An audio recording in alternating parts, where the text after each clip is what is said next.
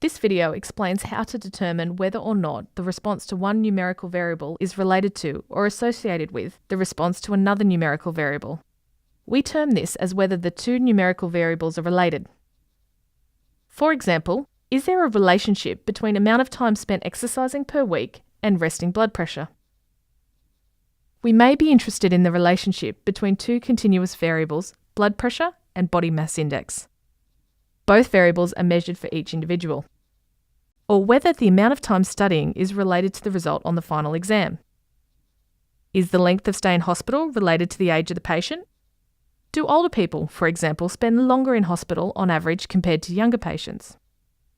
These situations are all assessing the relationship or association between two numerical variables. In many cases, it is important to identify which is the independent or predictor variable and which is the dependent or outcome variable for each relationship. Let's consider the relationship between weight in kilograms and cholesterol in milligrams per deciliter. We may be interested in whether cholesterol may be predicted by weight, in which case weight is the independent variable and cholesterol is the dependent variable. Scatter plots enable a visual assessment of relationships between two numerical variables.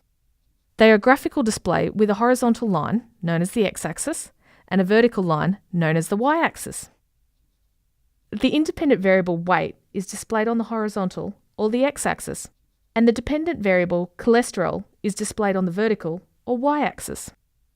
Next, we display the cholesterol and weight data on the scatter plot. For our example, we have data on 20 patients. Let's consider the first 5 patients. For each patient, we have a measure of their weight and their cholesterol. To represent the 5 patients' data, we will plot 5 points on the scatter plot. We must retain the pairing of data. Take our first patient. Their weight is 81 kilograms and their cholesterol is 205. So on the horizontal axis, we go to 81, and on the vertical axis, we go to 205. And where these intersect, we place a dot. We then repeat this process for each of our remaining 19 patients and end up with the following scatter plot of cholesterol against weight. From the graph, we notice that as weight increases, cholesterol tends to increase too. So those with lower weights are more likely to have lower cholesterol values, and those with higher weights are more likely to have higher cholesterol values. We can describe this association or relationship as linear and positive. We can describe the strength of the linear association numerically using a correlation coefficient, which can be represented by the letter R. The correlation coefficient value can range from -1 to +1. Positive values suggest positive relationships like the one we displayed between weight and cholesterol, while negative correlations represent negative relationships. The response to one variable decreases on average while the response to the other variable increases. If there does not appear to be any linear association, like in the third graph, this would be described as no association and the correlation coefficient would be close to 0.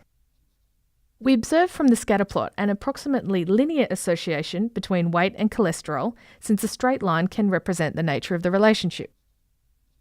In this case, we could draw a line of best fit through the points and end up with a line like this.